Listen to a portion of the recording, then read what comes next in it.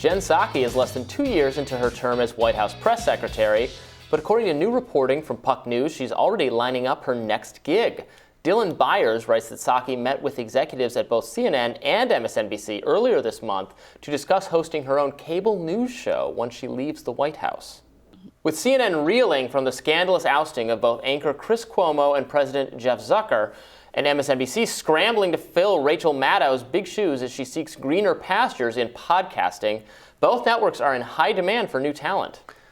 This won't be the press secretary's first venture into the private secretary. On an episode of Rob Lowe's Literally podcast, Psaki described the inspiration for her return to government after a short hiatus during the Obama administration, saying, quote, "I'm working at this consulting firm and I started watching The West Wing, and I don't know what prompted me to watch it, but I binged the entire thing. In a crazy way, the show really brought me back to politics." Well, we've got friend of the show, Katie Halper, here to weigh in. Katie is the host of The Katie Halper Show and co-host of the Useful Idiots podcast. Katie, thanks for being here. So, yeah, she binge watched The West Wing, and now here we have Jen Psaki. I think it's interesting, though, that she's already lining up her next gig. I mean, it seems like, the rats are jumping, right, as they say, when the boat is sinking. Do you think that this is an indication of something? Do you think she'll go sooner than the administration? What do you think is going to happen? I mean, it just explains so much that her inspiration, politically and professionally speaking, is the West Wing. That's something like we would say about her as a joke, that she has West Wing brain, but she actually admits to it herself. And the combination of being inspired by West Wing and a Rob Lowe character is just almost too much to bear. That should have gotten her fired. But of course, it's actually very qualifying for the type of work that she does. It's just so funny. Like literally, I've said that on my show, and guests have said that on my show, that she just has West Wing brain. And now we know she's disclosed her self-diagnosis. It's confirmed. What is West Wing brain? What is that? I never really watched the show. West Wing is a great show, but it is utterly unrealistic. Or maybe it was realistic for some rosier period of politics in the 80s or 90s. It was it's neoliberal fan fiction. It's neoliberal fan fiction. West Wing brain is neoliberal fan fiction, like when you have an orgasm over bipartisanship. That's the type. I think that's West Wing brain. That's some of the. Also, they're always walking down hallways and talking to each other, which is not something anyone does in real life. Yeah, but those are some of the symptoms that you can diagnose yourself to see if you have West Wing brain. Yeah. But isn't 2 years? Sorry, go ahead. I'm just gonna miss the Psaki bombs, by which I mean literally get all them on cable. You're right. Yeah. I mean, I don't understand. Her job is so easy. All she has to do, apparently, for her fans is sound really entitled and offended. And it's an own and a slay queen, yes queen, Psaki bomb. Even though for me it just seems really unprofessional, petulant, and out of touch and entitled. But whatever. It might be easy, but it doesn't pay as well as what she would get if she were a cable news host on CNN or MSNBC. I mean, what is Rachel? I mean, not that she would be replacing Rachel Maddow, but who knows? And what is Rachel making? Like $35,000 an episode? It's unseemly. Yeah, but I mean, it won't be a major pay increase from her job now to go to MSNBC or CNN. Maybe she can just go to maybe they can just make a West Wing reunion show or something, or relaunch it. You know how they're doing that with Fresh Prince of Bel-Air? They're making the comedy a drama now. They should do that with gritty West Wing. reboot. Yeah, exactly. She's not cut out for the gritty reboot. This is kind of the culmination of the arc of the last 70 years, right? Like Roger Ailes went from TV to then Richard Nixon and was like, let me show you how to speak to people using what I've learned in television. And that was kind of the beginning of the marriage of politics and news. And then you got Tony Snow working for the Bush administration. And now that you could seamlessly move from a Democratic administration right into either CNN or MSNBC without skipping a beat, without changing your politics, it really does show where we are. 2 years is about how long press secretaries tend to last, though, right? She's not like she's getting out of there too quickly. It's actually a very taxing job because there's late nights. Biden, can you imagine? Yeah, the lies you have to sell and how it corrupts your soul, like the I would love Sauron. to see talking about why you're starving Afghanistan.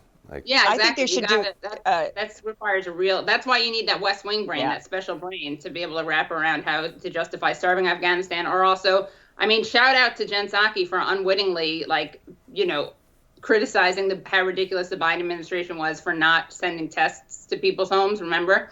She's like, what do you want to do? Free that was tests? a rough moment. Yeah. I would like to see a reality backfired. show with Bolton and Spicer and Psaki and throw in Scaramucci, right? I mean, this would be like a real life West Wing. Remember, she outlasted the mooch. Remember though that Spicer was on Dancing with the Stars? I don't know if yeah. He was eliminated first, I think. He was dressed like a pineapple. It almost made me respect him, honestly. How desperate must you be for fame and attention and television glory to submit yourself to Dancing with the Stars unless you're like actually a talented I can't imagine. I want to be on that. I want to be on it. I'm calling out right now. I want to be on that show. Put me on that show. I think it would be so fun. What about Masked Dancer? No, I just want to be on Dancing with the Stars. No, they only mask the singer. Is there a masked dancer? No. Sorry, I just got really creative. Singer. I don't want to do that. That's for sure. Yeah. I would shoot myself in the head before I submitted myself to a dancing or singing competition. I totally want to do it. Remember though, this guy. To be fair, he did refer to concentration camps as like concentration centers or something, and said that like Hitler didn't use gas on his people. Do you remember this amazing moment? Who said I feel that? like. Oh, Spicer. Yeah, he said this during a press. Wow. He was comparing Hitler to Bashar al-Assad. It was like, well, even Hitler didn't use gas on his people. Oh, I think, wasn't that like his very first week? I feel like that was really, I mean, Spicer wasn't there for very long anyway, but I felt like that was something that he'd said really early on, and then he got dragged for it. I remember that even Hitler didn't use gas on his own people. Yeah. I mean, what an idiot. Okay, Yeah. I do think we have to move on. Centers or something, like community centers. I don't know. We got to find the line, but next week I'll bring it. Let's just quickly talk about this. The Atlantic published a scathing takedown of CNN amidst the fallout from Cuomo and Zucker's departure, titled "How CNN Betrayed Its Audience. Jeff Zucker Alleged Ethics Breach Torched the Network's Reputation."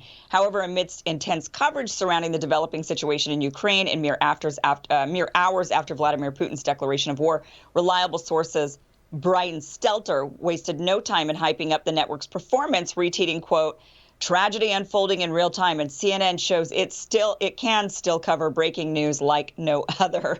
CNN has 6 correspondents in Ukraine, Russia, live, extraordinary. Almost like a Freudian slip for him to, say that, like, well, no, we still can see. I mean, all the other stuff, ignore all the other stuff, but see, this is where we really can. Well, that's the way I took it. Well, they were actually told, we know from the New York Times, recent New York Times article on this from Friday, they were told in a staff meeting to concentrate on their coverage of Ukraine so that they wouldn't have to talk about, the scandal that happened at CNN involving Zucker and Gallus, his girlfriend, and the Cuomos. And we know, it's funny because we were just talking about Jen Psaki, and we see a similar kind of incestuous revolving door here that we see in the, with media and politics. So we see Gallus, who worked for Cuomo, giving him pointers and telling him the content, then telling the producers what she wanted him to be asked about. So it's a similar thing where there's just all these inappropriate conflicts of interest and their lack of separation between, the fourth estate and the political world. And we have these media elites and political elites who are constantly rubbing shoulders and rubbing elbows and also tipping each other off. I mean, and this isn't that surprising because at CNN, of course, we saw Donna Brazile tipping off Hillary Clinton with the debate questions, right? So this is just kind of the latest example of that. And I do want to give CNN a shout out because unlike MSNBC and Richard Engel, CNN did not release basically a photo op of the Azov Brigade, which is this neo-Nazi brigade that the United States has been arming. Yes. And I don't know if you saw this, but Richard Engel literally showed these people trained. Okay, you did. Shout out. I can't keep up with you guys are too prolific. I can't keep up with all your clips. But the guy had the little neo-Nazi insignia thing on, and they didn't even know. I mean, hello, get that in post. Blur it out, crop it out or something. I mean, I know you got a lot from that neo-Nazi grandma, but yeah, I know you can't do that. Their go-to expert on who's a Nazi and who isn't, though, is that, what's her name, who keeps getting those things wrong. We've made fun of her on the show before. Oh, they need a Talia Lavin. They need a body language expert, so that's Nazi body language. Yeah, you're right. Yeah, that would help. But yeah, Katie, wouldn't surprise me at all. Wouldn't surprise me at all if Jen Psaki winds up in Chris Cuomo's hour. We have to leave it there, unfortunately, though, Katie. But thank you Thank you for joining us. Always great to have you. You too. And we will have more Rising right after this.